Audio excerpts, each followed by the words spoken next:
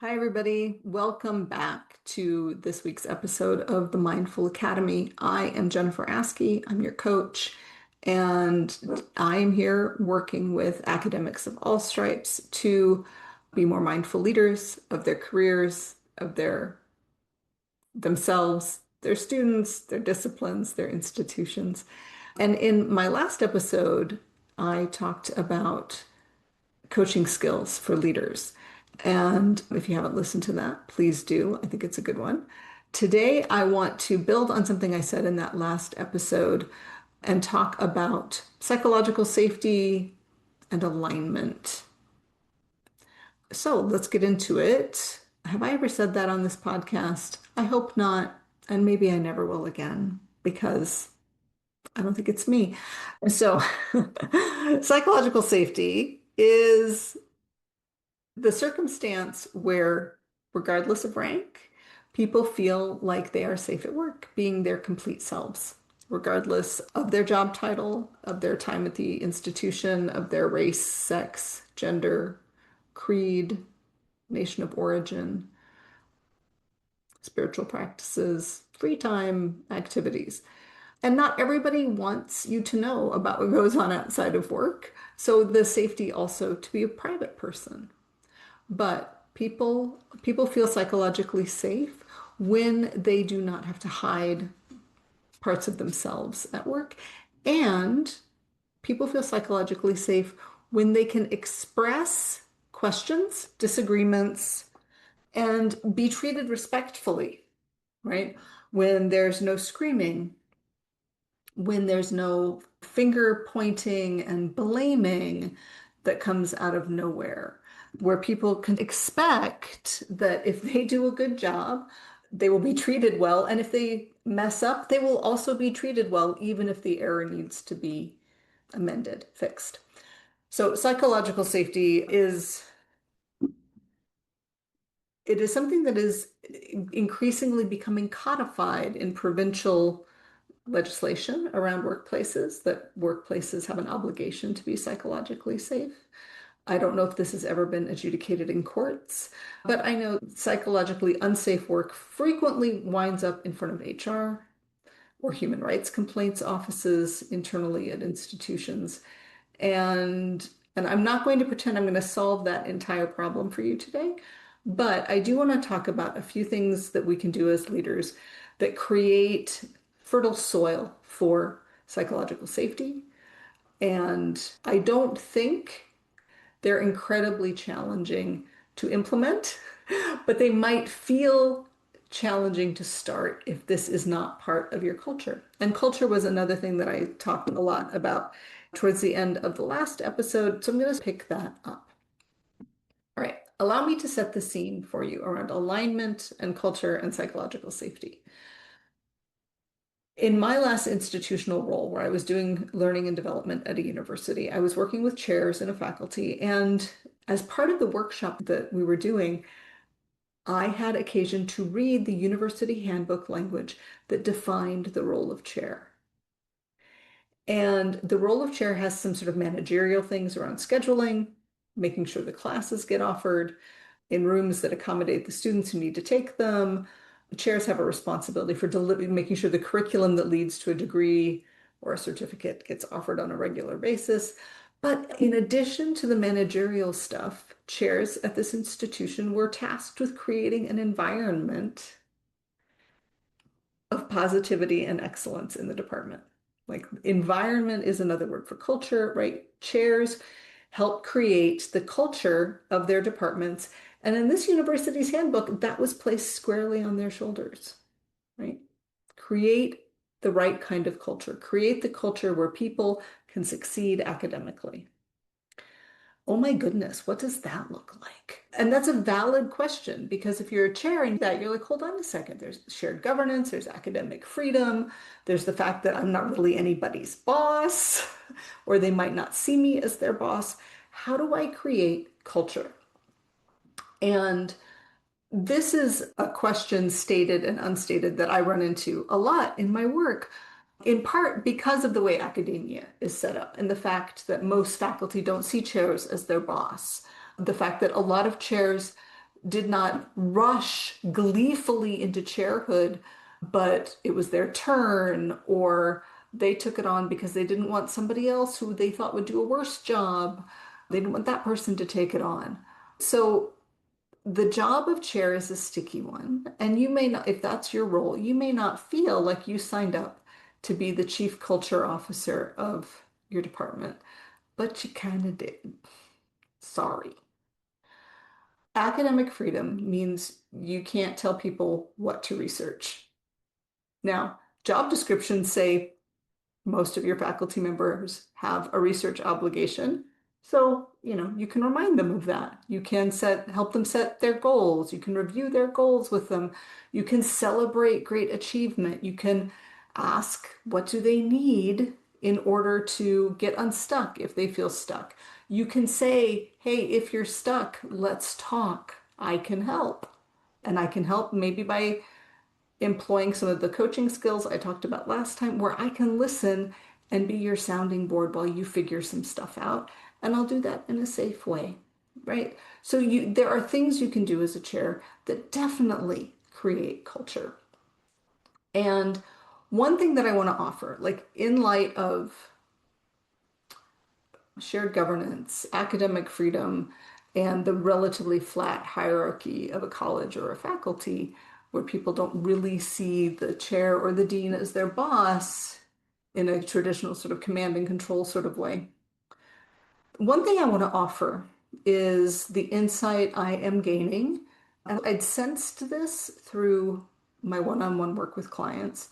And now I have thousands of data points that are confirming this in my consulting work with Modern Think, where I do analysis of survey results on employee satisfaction and specifically analysis of comments to open-ended questions about what makes this university a great place to work and what would make it an even better place to work. One of the things that I'm noticing is that a certain generation of academic, my age, the boomer, Gen Z, maybe elder millennial, Sadie, Lou, dog, go away.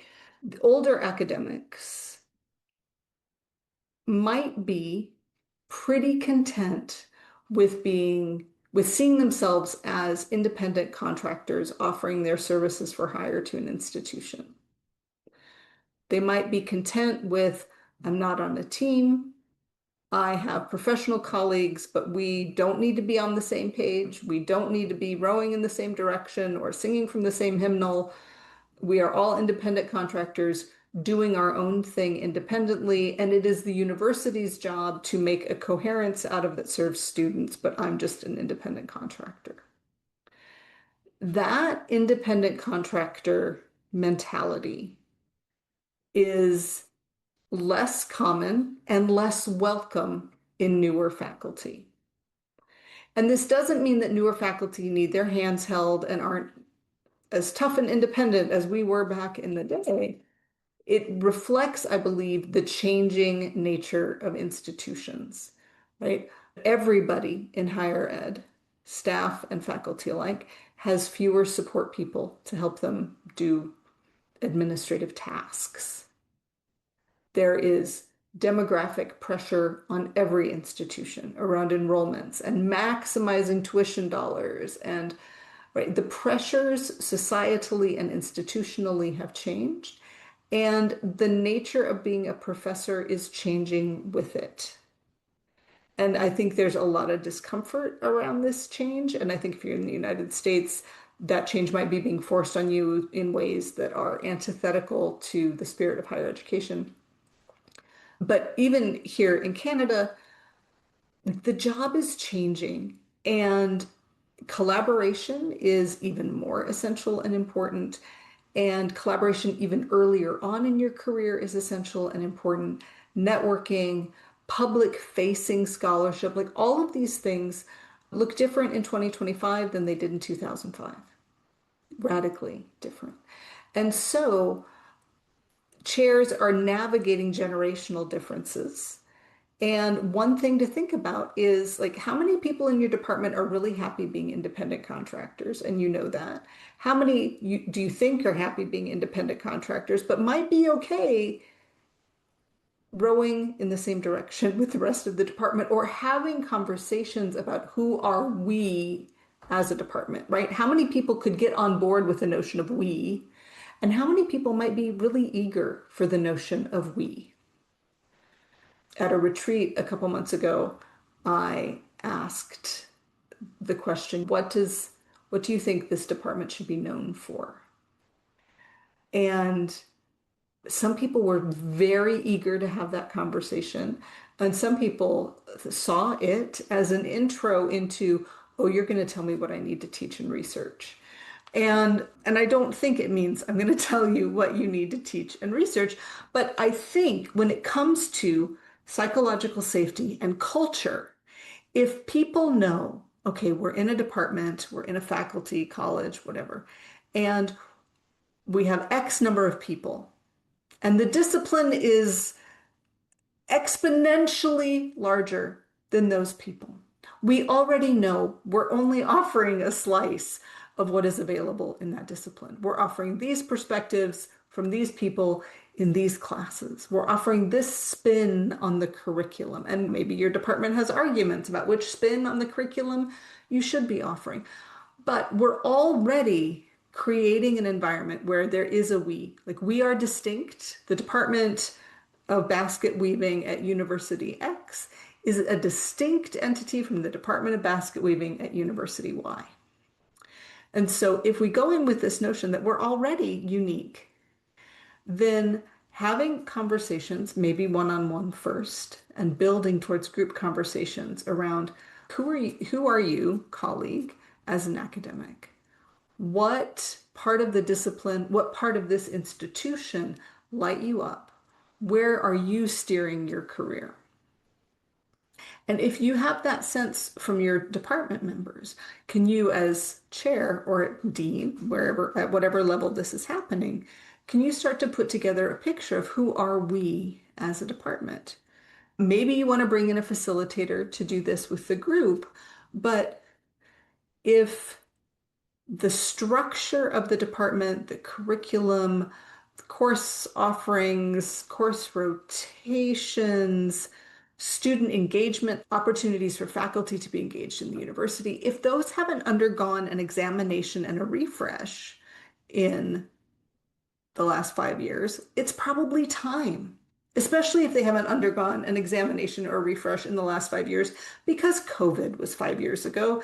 And holy cats, right? Now we have more distance opportunities potentially, or we did for a while and they've been taken away. But was that useful? Right? What have we learned in the last 5 years? So coming up with, I'm not going to say a strategic plan for the department, but coming up with a sense of priorities for a department to say, okay, given the 80 gazillion things we could be known for when it comes to teaching, research, and service, and given the people in the room and their predilections and preferences, what do we know we're going to do really well? What do we want to emphasize? What do we want to celebrate? What do we want to direct people's attention to? Those people being stakeholders outside of the institution and inside of the institution. And when I illustrate this, I frequently draw like an arrow or a pyramid, right? With this is who we are at our best and what we're known for and the mark we're making at the pointy end of the pyramid or the arrow. And then talking about alignment in terms of priorities and goals and tasks that feed into that success. And inevitably, I will say, this is a bit utopian because not every task supports a goal that supports a priority that directly feeds into this unit at its absolute finest. Some things are purely administrative, excuse me, some things aren't terribly exciting but need to happen. So it's not, it's an ideal structure to strive for. It's a structure to keep in mind. The other thing that comes up when I talk about this structure, where we have the pointy end that things are headed towards, and then you want things to fall in line behind it, is that there will be people, likely, who don't see themselves, their work, their teaching, their research, as immediately contributing to, oh, here's the thing we're known for, right? And this is where the worry around, am I still going to be free to conduct my research the way I want to? Am I still going to be free to teach the way I want to? Within the context of our department having some strategic objectives or our department having a mission, am I still going to have the freedom that is my due? And this is, again, opportunities for conversations, right? One-on-one with people to say, okay, what are you doing great? What about this lights you on fire? Where do you see your work contributing to our shared success? And how can I celebrate that work in a way that makes you feel seen? And is there room to make what maybe appears to be like, oh, this is a little bit off in left field, to make it appear aligned with priorities? So just having conversations with people around, I see your work. I believe it contributes to our success in these ways. What do you see from where you sit about your work and how it contributes to our shared success? These conversations around departmental alignment are critical. They are critical for creating the foundations for psychological safety and creating a culture of respect and achievement that everybody ends up welcoming. So if you have never had conversations about this is what the department does super well, this is what we're known for, this is how we show up for each other, this is how we collaborate together, this is how we support our students. These are the opportunities the students have to participate in departmental life. These are the opportunities that faculty and staff in the department have to participate in university life and disciplinary life, right? If you have never had those conversations, then what happens is if you have people, staff and faculty, who do not fully understand how their work contributes to the success of the department or the success of the university. This is surprisingly frequent. And this is something that I am noticing in all of the survey work I'm doing, where people pipe up and say, I don't know what part of my work really matters here. I don't know if it's my teaching that's the most important. I don't know if it's my research that's the most important. I don't know if it's getting grants or collaborating or is that community outreach. I don't know because we don't talk about it. So if you have put your hand up for chair or been voluntold or find yourself in this role and haven't given it a ton of thought, these are the sorts of opportunities you have to collaborate with your colleagues to create culture. That was a lot of alliteration in one sentence, wasn't it? But people want to know what part of their work is valuable to others. I find in my one-on-one coaching that almost universally people say, academics, scholars say, it would be great if internal motivation alone did it for me. But I really like external validation. And sometimes that comes in the form of, hey, you got the publication, you got the grant, but teaching awards, there are only a small number of those for an institution. Awards and recognition, universities tend to not knock that out of the park anyway. And so at the unit level, how are people finding out about the type of work that they do that is most valued or that is seen and valued by the chair, by the dean, and by the rest of the institution, by their colleagues?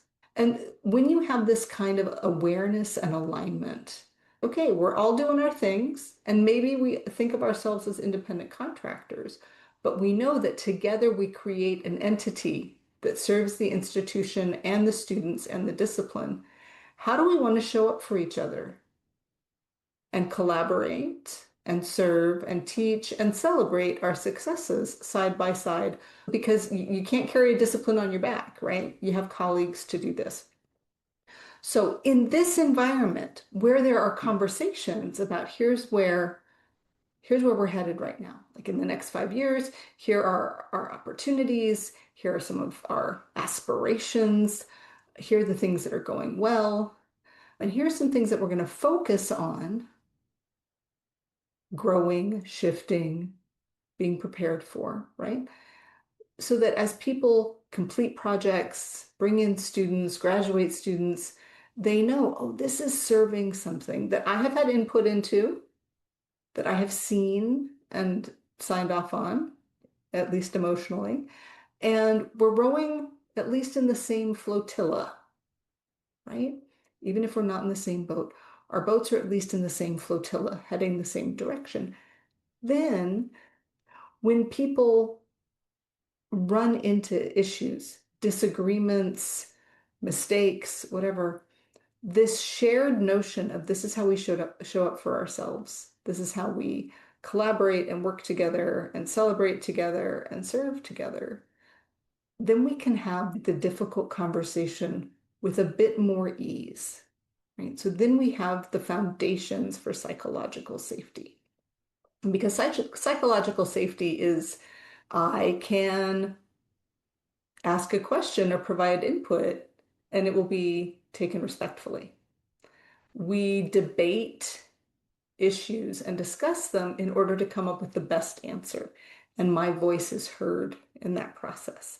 Like all those things, those are just psychological safety 101, right? I am not discriminated against because of my age, race, sex, gender, sexual preference, nation of origin. And when I open my mouth, I am heard. So creating the conditions for that requires a lot of listening. Which brings us to the last episode where I talked about global listening and active listening as one of the coaching skills that academic leaders can really benefit from. So, alignment conversations, alignment strategy at the department as one tool for creating psychological safety and a culture of respect and excellence is what I wanted to share with you today. And I hope that came across well. And if you have any questions or comments or insights, please let me know. Jennifer at jenniferaskey.com. If you saw this podcast on Instagram, you can respond to it there. I'm on Instagram most days. I'm on LinkedIn most days. So find me. Let me know what you're thinking, what you have questions about. And I will be back with some more interviews and some more insights into mindful leadership and coaching skills for academics soon enough. Have a great rest of your day. Thank you for lending me your ears, and I'll be back soon.